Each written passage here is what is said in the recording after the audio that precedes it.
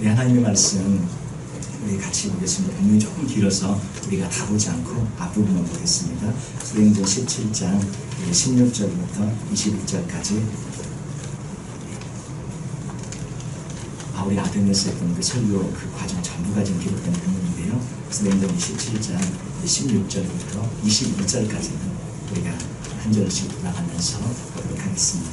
제가 먼저 16절 읽겠습니다. 바울이 아덴에서 그들을 기다리다가 그 성에 우상이 가득한 것을 보고 마음에 격분하여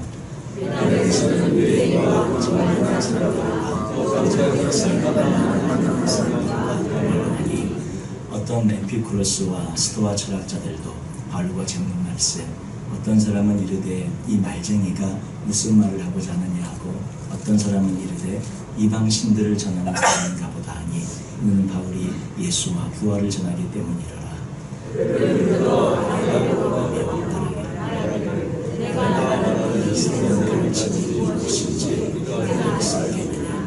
내가 어떤 이상한 것을 우리 교회에 들려주니 그 무슨 뜻인지 알고자 하노라니, 그는 거기서 나오는 교인들이 전세한 것을 나오고 들은 것 외에는 다른 시간을 쓰지 않음이더라. 아멘. 여기까지 보겠습니다. 오늘 말씀의 제목은 하나님의 어리석음이 사람보다 지혜롭고 라는 그런 제목인데요. 오늘 바울이 이제 아테네에 가서, 아테네죠. 아테네에 가서 복음을 전하고 그곳에서 전도한 그런 과정의 본문입니다. 그것을 가지고 저희들이 오늘 같이 나눴으면 좋겠습니다. 바울이 이제 빌립보, 우리 기억나시죠? 빌립보를 지나서 데살로니가에 가서 또 거기서 복음 전하다가 거기서 또 베레아로 가게 되고, 베레아에서 오늘 아테네로 오게 되어집니다. 아테네는 소크라테스, 플라톤, 아리스토텔레스 많이들 들어보셨죠. 유명한 그런 철학자들이 있었던 곳이었고, 또 헬라 문화의 그런 산실이었고, 그리스 아테네 바로 그 유명한 그런 철학의 꽃이 피어졌던 곳, 어떤 문화의 중심지, 철학의 중심지, 또 그런 지혜의 중심지, 그곳에 이제 바울이 오게 되어졌습니다. 그 아테네는 이제 주전 5세기 이래로 헬라의 수도였고 중요한 도시 중에 하나인데, 이제 그 당시에 로마, 알렉산드리아와 함께 아테네가 세계의 가장 중요한 도시 중에 한 도시였습니다. 그래서 세계 문명의 발상지였고, 근데 그때 이제 로마가 전 세계를 지배하고 있었기 때문에 로마에 합병된 그런 상태에 있었죠. 로마의 지배를 받고 있었지만 자유도시로 이렇게 있게 되었고, 독립성이 보존되는 그런 상황이 있었고, 로마 제국에 합병돼 있었지만 그래도 지적인 어떤 그런 중심 부분을 계속 유지하고 있었던 그러한 곳이었습니다. 이 아테네에 이제 바울이 오게 됐는데, 거기서 이제 에피쿠로스, 여기 이제 말씀에 보면 에피쿠로스 학파, 우리 예전에 공부하셨을 때 기억나십니까? 쾌락주의 에피쿠로스 학파, 동그라미 열심히 치면서 스토아 학파, 금욕주의 이렇게 외웠던 그런 스토아 학파, 에피쿠로스 학파를 지금 바울이 아테네에서 만났어요. 그 사람들과 변론을 하고 이야기를 하고 그들에게 설교하고 그런 본문입니다. 그래서 그것에 있었던 그런 청중들, 이제 아레오바고라는 곳까지 또 바울을 끌고 가서 데리고 가서 복음을 이렇게 들어보자 하는데, 파르테논 신전이 있었던 곳이 바로 그 아레오바고 그런 곳이었고, 이 바울의 설교가 사도행전에 총 이제 9편의 그 바울의 설교가 기록이 되어지는데 8편은 유대인들에게 전했던 회당에서 한 설교였습니다. 그리고 그 아무래도 유대인을 중심으로 해서 이렇게 믿는 사람들이 있었대요. 근데 이제 아무도 믿지 않는 곳에 가서, 아무도 믿는 사람이 없는 곳에 가서 전한 설교, 이방인들이 한 설교는 오늘 아테네에서 한 설교, 이 설교입니다. 그래서 오늘 이 말씀을 저희들이 보면 이제 뒤에 설교가 쭉 나오는데, 설교 내용은 이제 하나님에 대해서, 창조주 하나님에 대해서 그들의 어떤 종교성, 어떤 그런 그들의 우상을 숭배하는 그런 모습들을 지적하고, 창조 하나님을 소개하고, 심판이 있으니까 심판받기 전에 돌아오라는 것이 핵심으로 이루어진 그런 설교를 바울이 아테네에서 하게 되어집니다. 오늘 이 말씀을 저희가 살펴보면서 3가지 정도 저희들이 오늘 또 기도 제목을 삼고 주 앞에 나가보는데, 첫 번째는 사람은 영적인 것의 인도함을 받는다는 것입니다. 그 영적인 것의 인도함을 받는데, 그 영적인 것의 인도함이 우리는 다 하나님이죠. 그래서 얼마나 감사한지 모르겠습니다. 그 영적인 것의 인도함이 사단이나 세상의 것이 아니라 하나님의 인도를 받는 저희들이 되어지기를 바랍니다. 아덴에 갔는데 아주 이상한 광경을 보게 됩니다. 저희가 읽었던 말씀, 우리 16절, 17절 한번 볼까요? 16절, 17절 한번 같이 읽어보겠습니다. 바울이 아덴에서 그들을 기다리다가 그 성에 우상이 가득한 것을 보고 마음에 격분하여 회당에서는 연상한 사람들과 또 잔태에서는 날마다 만나는 사람들과 별나하니 이렇게 되어 있는데, 아덴에서 그들을 기다리다가 아주 이상한 광경을 보게 되는데 그 성에 우상이 가득한 것을 보게 되었습니다. 그 아테네 그리스 로마 신화 예전에 한 번씩 다 읽어보셨죠? 그리스 신화, 로마 신화, 제우스 신을 비롯해서 헬라 여러 가지 그런 신들의 이야기가 많이 나오는데 바로 그곳이 저희가 중심지예요. 그 신화들의 이야기가 나온 곳이고 배경인 곳입니다. 그래서 온 성에 우상이 가득해요. 가는 곳곳마다 그 신들의 형상이 있고 신들을 섬기고, 그 그리스 로마 신화에 나오는 모든 신들의 우상이 그 성에 가득했다는 것입니다. 사람들은 저마다 신상에 절하고 숭배하고 그러고 있었어요. 세계 제일의 문화를 갖고 있는 곳, 세계 제일의 철학이 나온 곳, 세계 제일의 그런 어떤 깊은 문명을 이루는 곳인데, 동시에 보니까 사실 보니까 제일 우상을 많이 만들어 놓고 우상을 섬기고 있는 곳이다 하는 것입니다. 이게 아이러니죠. 가장 지적인 문명의 최고봉을 이루고 있는 것이 가장 우상이 많았어요. 가장 철학의 최고봉을 이루고 있었던 곳이 우상이 많았고요. 가장 문명의 최첨단을 이루고 있는 곳이었는데 우상이 이방신들이 그렇게 많이 그곳에 자리 잡고 있었다 하는 것입니다. 저희도 지금 보면 선진국일수록 문명이 발달된 곳일수록 더 많은 영적인 어두운 영적인 세력들에 의해서 조종받고 있고 그들이 영향을 미치고 있는 것을 저희들이 보게 됩니다. 미국도 유럽도 마찬가지입니다. 물질 문명 가운데 더 깊은 도덕적인 타락이 있고 그 물질을 숭배하고 그 뉘에이지부터 시작해서 사탄 숭배 등 보이지 않는 곳에 영적으로 영향을 미치는 그런 것에 의해서 이 문명 사회가 지배를 받고 인dom을 받고 조종을 받고 있는 것을 저희들이 보게 됩니다. 더 미신적이고 더 사탄적이고 더 잘못된 영적인 것을 추구하며 나가는 그런 모습들을 저희들이 보게 됩니다. 과학이 발달하면 미신이나 이런 점쟁이들이 더 많아질까요? 더 적어질까요? 통계가 어떠실 것 같습니까? 더 많아집니다. 더 많아집니다. 경제적으로 풍족한 삶을 이루게 되고 문명을 이루게 되면 정신적인 행복을 그 다음에 추구하게 되어지는데 그 정신적인 행복을 추구하며 사람은 행복해지고 싶어합니다. 그래서 미래에 대한 것을 더 궁금하게 여기기 시작하면서 그 행복을 추구하다 보면 자연스럽게 점을 보거나 미래를 알고 싶어하거나 그렇게 뭔가를 의지하는 쪽으로 나아가게 되어집니다.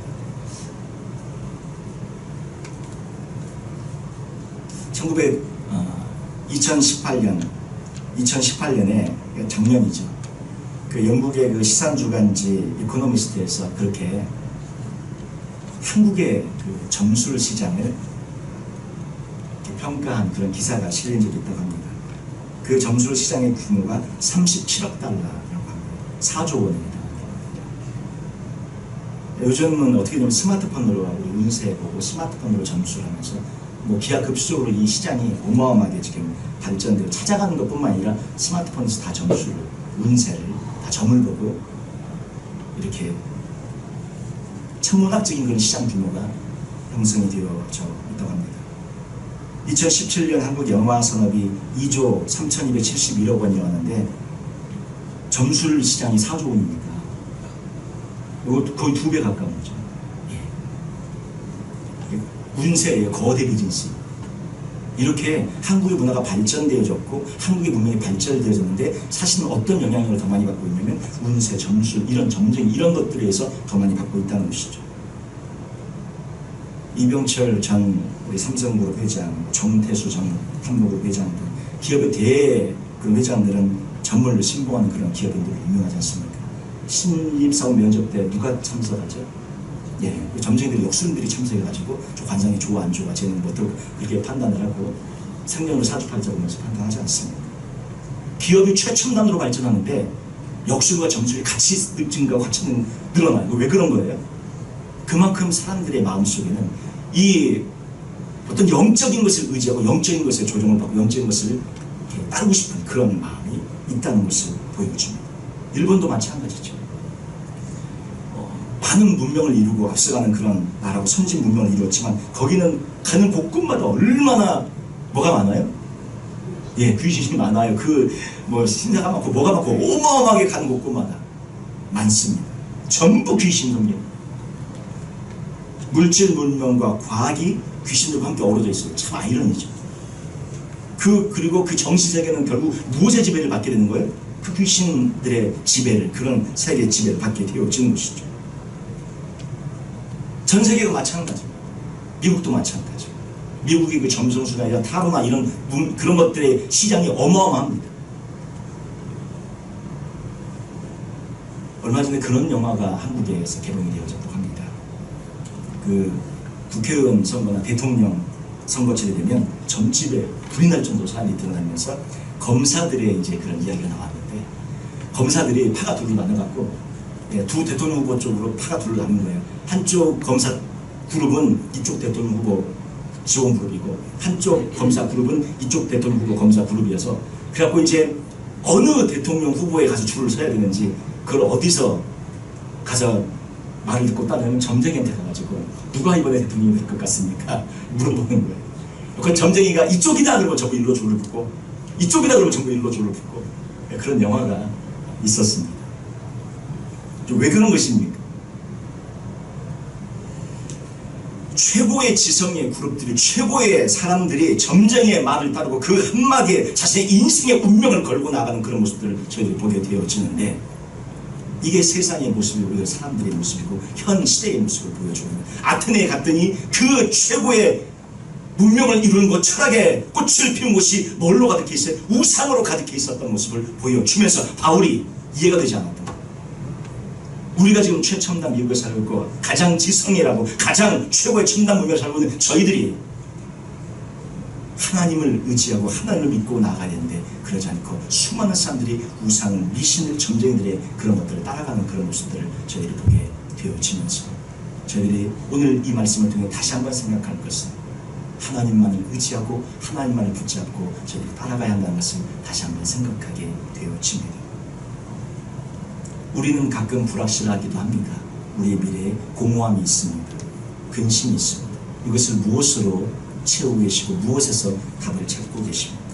내일에 대한 염려, 미래에 대한 염려, 그것을 주님 앞에 맡기고 예수님으로, 우리 하나님으로 채워지며 그분을 의지함으로 나아가는 저희 모두가 되시기를 주님의 이름으로 축원을 드립니다. 결정적인 순간에 하나님 앞에 달려가시고 결정적인 순간에 주님을 의지하시는 우리 모두가 되시기를 바랍니다. 두 번째 이 말씀을 보면, 여기 보면 새로운 복음, 이상한 복음에 사람들이 굉장히 관심을 갖게 되어지는데, 우리는 그렇게 하지 말고 우리 오직 예수 그리스도의 십자가의 복음의 말씀으로 돌아가는 저희들이 되어지기 원합니다. 19절, 20절, 21절 보시면 한번 같이 볼까요? 그를 붙들어 아레오바고로 가며 말하기를, 네가 말하는 이 새로운 가르침이 무엇인지 우리가 알 수 있겠느냐? 내가 어떤 이상한 것을 우리 귀에 들려주니 그 무슨 뜻인지 알고자 하노라 하니, 모든 아덴 사람과 거기서 나그네된 외국인들이 가장 새로운 것을 말하고 듣는 것 외에는 달리 시간을 쓰지 않음이더라. 이 아테네에 있는 사람들이 시간을 쓰는 유일한 것은 뭐에 시간을 쓰면 새로운 것을 말하고 듣는 것, 그리고 새로운 것에 대한 것, 이것에 대해서 관심이 있었고 이것만을 추구하면서 살았던 것을 보여주고 있습니다. 현대 우리 사는 사람들 중에 특징 중에 한 가지가 새로운 것에 관심이 많아요. 그래서 유행에 굉장히 관심이 많고 변화에 관심이 많고, 좀 이렇게 새로운 것, 좀 이렇게 변화되어지는 것, 옛날 거, 오래된 거 싫어합니다. 복음 이런 거 싫어합니다. 2000년 된 십자가에 빌리는 복음, 말씀 이런 거 싫어합니다. 뭔가 좀 새로운 거, 말씀도 좀 새로운 거, 예전에 안 들어본 거, 뭔가 좀 새롭고 신기한 거, 안 들어본 그런 말씀들 좀, 이단들의 특징이 그거잖아요. 새로운 거 얘기해주고 뭔가 안 들어보고 얘기해주고, 이게 다 이단들의 특징입니다. 오죽했으면 바울이 전하는 하나님에 대해서 이들이 뭐라 그러냐면, 아유 이건 새로운 귀신인가 보다, 야, 우리가 전에 한 번도 못 들어본 새로운 귀신인가 보다. 야, 무슨 귀신 얘기하는지 좀 들어보자. 그렇게 생각하고 바울을 데려다가 네가 얘기하는 그 신이 어떤 신이냐, 우리 새로운 신에 대해서 좀 알고 싶다 이러고서는 데리고 가갖고 새로운 신 설명해달라고 하고 있는 거예요. 하나님 귀신은 도대체 어떤 귀신이냐, 야, 궁금하다, 하나님 신 좀 알아보자. 이렇게 바울에게 얘기해서 바울이 지금 가서 얘기하고 설교를 했다는 거 아닙니까? 이 새로운 것이 하나님이어서 그나마 다행이었지, 이 새로운 것이 더 사탄을, 더 강력한 어떤 어둠의 영이 가서 막 전하는 것이었으면 어떻게 되겠습니까? 더 사단의 사람들이 되는 것이죠. 저렇게 새로운 것을 좋아하고 새로운 것을 추구하는 것들이 참 이단들의 특징인데, 헤아릴 새 것은 없습니다. 우리가 이미 아는 것이 진짜인 줄로 믿습니다. 이단의 판별 기준 중에 한 가지가 있는데요. 그게 뭐냐면 교회사 2000년 동안 그걸 똑같이 동일하게 믿어왔는가 하는 거예요. 2000년 동안 믿어온 것이 그게 진짜고요. 2000년 동안 안 믿어온 것, 2000년 동안 얘기되지 않은 다른 것이 나온 것은 이단이라는 것입니다. 저희가 믿어온 이것, 주님께서 우리를 인도해 주신, 주님께서 우리를 이끌어 주신 그러한 복음인 줄로 믿고, 그렇게 새 것을 추구하고 새로운 것을 추구하고 나아가는 것도 물론 한면으로는 필요하겠지만, 복음이나 진리에 있어서는 그것을 끝까지 붙잡고 나가는 저희들이 되어지기를 원합니다. 이 말씀을 이제 바울이 전하는데, 이 바울이 전하는 말씀을 그 사람들이 논쟁하고 변론하면서 잘 받아들이지 않습니다.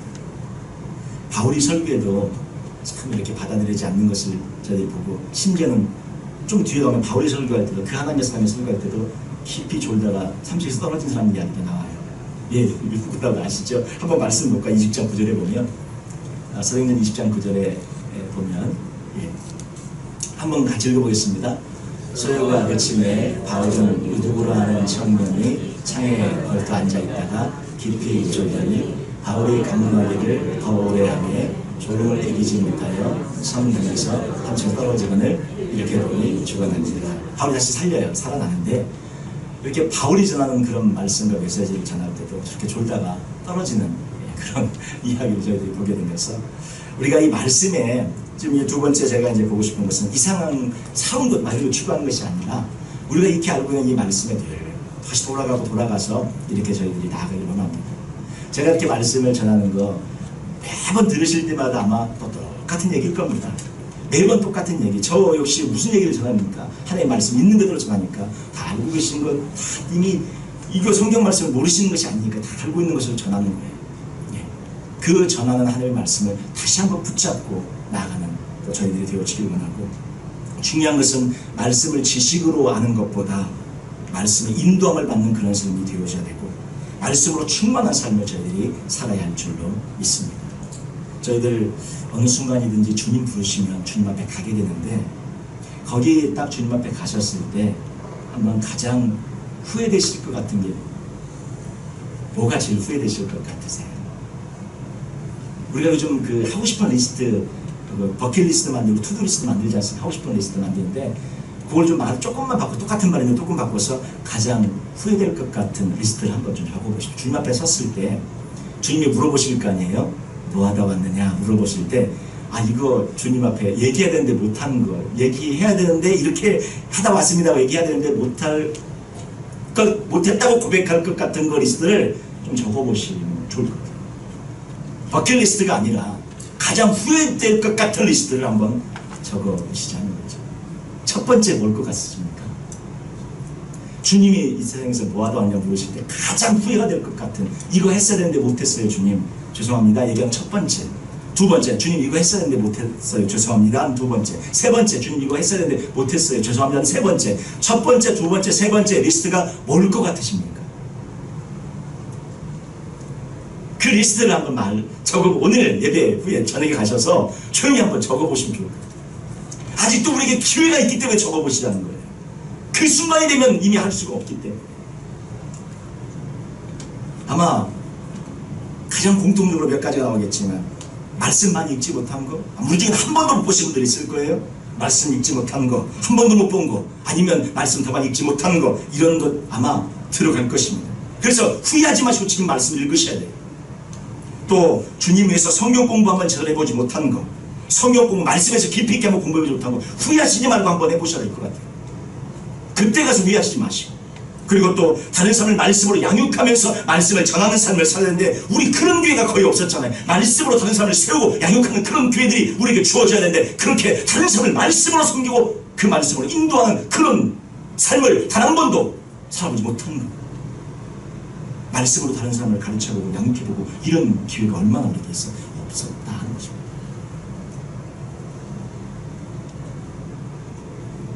여러 가지가 있을 수 있겠죠. 그 안에서 가장 후회될 것 같은 리스트를 우리 한번 작성해 보시고 우리 한번 해보십시다. 후회하지 마십시다. 주님 앞에 가실 때 주님 첫 번째 리스트, 지금 주님께서 우리에게 다시 기회를 주신 걸로 다시 돌려보내 주신 걸로 생각하고 주님 이제부터는 그 리스트를 하나씩 지워가면서 이 땅에서 제가 그걸 다 하겠습니다. 다 하고 주 앞에 가겠습니다. 이렇게 고백하며 나아가시는 저 우리 모든 성도들 되시기를 주님의 이름으로 축원드립니다. 세 번째는요, 하나님의 어리석음이 사람보다 지혜롭다 하는 것입니다. 참 놀라운 것은요, 바울이 여기서 설교하는데 회심자가요 정말 몇 명이 없어요. 앞에 베레아에서도 많았고 데살로니가 물론 빌립보성 같이 가정 해갖고 몇 명 작게 이루어진 그런 교회도 있지만 바울이 그렇게 긴 설교가 아예 장편으로 나오고 그렇게 그곳에서 이렇게 설교를 했는데 회심자가 몇 명 나오는 몇 사람. 거기 보시면 끝에 33절 34절 보면 제가 읽어드릴게요. 마지막 이제 17장 33절 34절 보면 이에 바울이 그들 가운데서 떠나는데 몇 사람이 그를 가까이하여 믿으니 그 몇 사람만 나와요. 그 중에는 아레오바고 관리 디오누시오, 이건 아레오바고 법정의 판사입니다.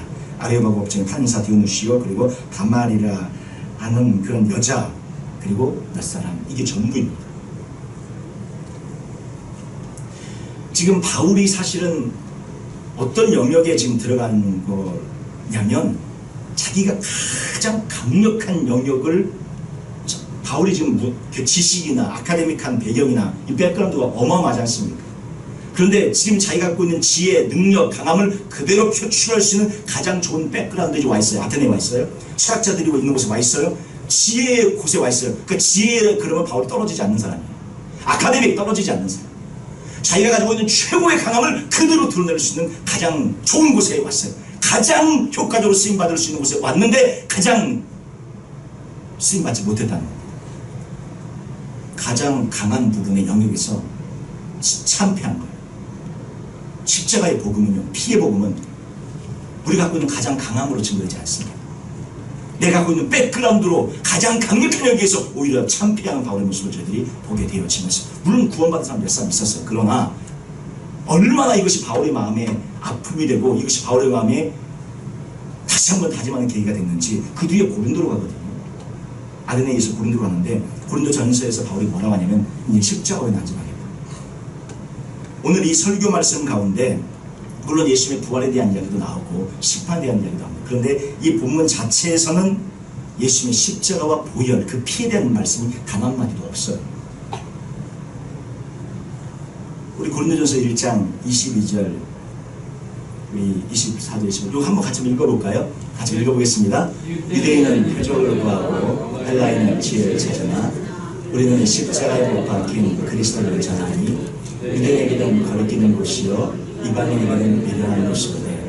오직 부르심을 받은 자들에게는 유대인이나 헬라인이나 그리스도는 하나님의 능력이요 하나님의 지혜니라.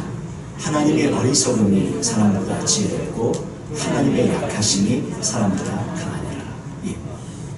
거기서 지혜를 같이 추가하면 지혜로 변론하고 지혜로 같이 막 했어요. 근데 아무것도 결과가 없었다는 거예요.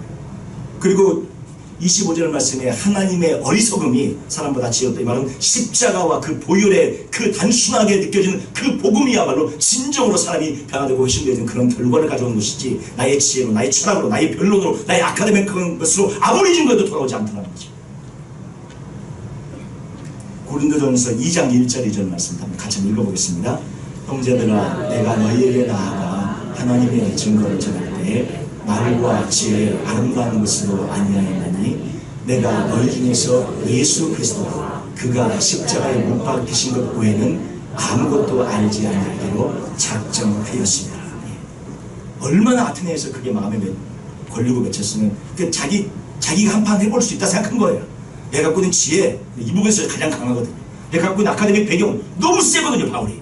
그래, 논리로 내가 질 내가 아니고, 논쟁으로 질 내가 아니고, 아카데믹으로 질 내가 아니고, 철학적으로 변론 한번 해보자 이거지, 바울이. 해봤어요. 근데 됩니까?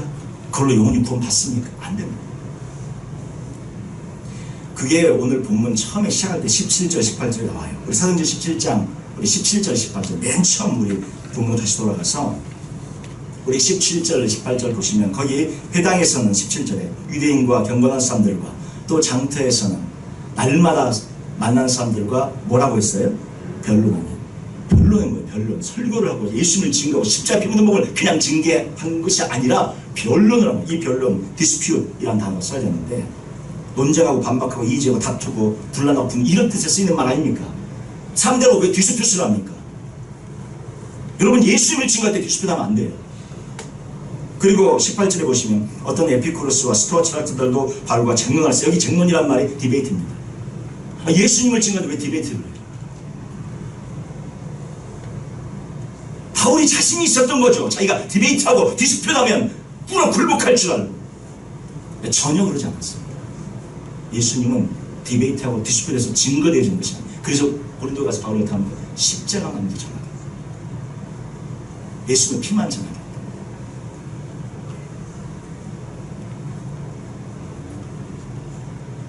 그리고 바울을 심지어 뭐라고 말합니까? 17장 18절에 보면 이 말쟁이가 이렇게 이 말쟁이가 무슨 말을 하고자 하느냐 들어 말쟁이가. 우리 그리스도인들 중에 말쟁이만 우리 되시는 분들이 너무 많으시는. 우리 어느 교회 없어요. 우리 교회 없고 저쪽 동네 저쪽 동네 말합니다. 한국의 그리스도인들이 지금 문제가 뭐냐, 저 말쟁이 돼 갖고 오는 거 아니에요. 말쟁이 된 복음의 능력과 진짜 변화의 삶의 의미를 보여주는 것이 말쟁이만 돼가지고 저렇게 된 거 아닙니까? 저쪽 동네가 그렇다니까.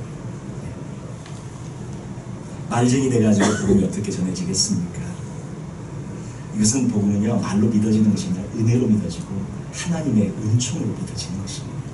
우리가 예수를 믿을 때 여러분 우리가 지금 믿고 있는 것이 이게 얼마나 기적인지 모릅니다. 이게 기적이에요. 이게 지금 논리적으로 디스퓨트되었고 디베이트하고 믿어지고 굴복되는 게 전혀 아니라는 증거가 여러분 예수님의 성육신이 디베이트한다고 그게 굴복되어집니까? 예수님이 이 땅에 오셨다 이게 디베이트 해가지고 되어져요? 아닙니다. 우리는 그냥 어떻게 믿어져 버린 거죠. 아, 예수님 성육신 믿어져 버린 거죠. 예수님의 십자가에서 볼을 흘려줬고 그분이 나의 죄를 대신해서 다 짊어지고 죽으셨다. 이게 디베이트하면 이게 논리적으로 설득이 됩니까? 우리는 어떻게 해요? 믿어져 버린 거죠. 이게 은혜이죠. 이게 은혜. 예. 나의 죄가 사해졌고 구원받았음이 선포됐는데 이게 논리적으로 설득이 돼요? 그냥 우리 믿어져 버린 거예요. 이게 은혜인 거예요. 은혜. 십자가가 선포되고 부활이 선포될 때 하나님이 우리를 다시 살렸다는 선포될 때 믿어져 버리는 거예요. 우리는 그냥 이게 은혜입니다. 디베이트하고 디스푸트 해가지고 논쟁하고 말쟁해가지고 되어지는 것이 아니라 오직 주의 은혜로 우리가 한 번에 다 믿어버리는 거예요. 예수님 하나님 성경 말씀이 이게 안 믿어질 때는 구구절절이 안 믿어집니다. 구구절절이 이 구절은 왜 그래요? 이 구절은 왜 그래요? 이 구절은 왜 그래요? 창조는 왜 이래요? 예수님 어떻게 동정이 잉태되어 어떻게 십자가에서 죽은 우리 죄가 사 이게 구절이 안 믿어져요. 근데 믿음으로 은혜로 올 때는 어떻게 한 번에 그냥 다 아멘하고 다 믿어져요. 이게 은혜입니다. 이게 구원받는 거고 이게 은총이고 이게 은혜예요. 우리 저희들이 주님을 믿으며 살아갈 때에 믿어져서 저희가 굴복하면 믿어져서 사는 것이지 논리적으로 이렇게 디스퓨트 또 디베이트 해가지고 되는 건 아닌데 많은 그리스도인들이 그렇게 저희가 잘못 바울이 저기서 그렇게 창피합니다. 물론 그 복음도 증거되어서 사람이 몇 사람이 돌아오긴 합니다.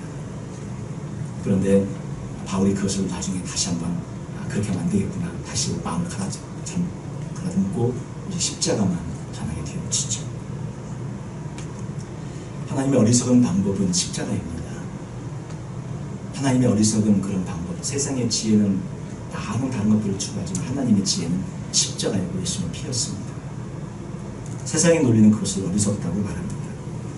그러나 그 어리석음이 가장 강력한 구원의 도구가 되어집니다.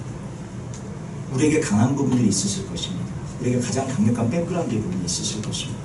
그 백그라운드가 주 앞에 십자가에 굴복되어질 때는 쓰여질 수 있지만 그것이 자신의 강함이나 자신의 백그라운드가 등장하게 되면 오히려 십자가가 증거되지 않습니다. 바울의 어떤 그런 철학적인 배경, 지혜, 아카데믹이 드러났는데 오히려 열매가 적었던 거죠. 하나님 어리석은 방법은 십자가인데요. 그 십자가의 방법을 저희들이 가지면서 저희도 나의 지혜를 내려놓을 때 더 큰 하나님의 역사를 경험하고 하나님의 그런 열매들을 저희들이 맺게 되는 줄 믿습니다.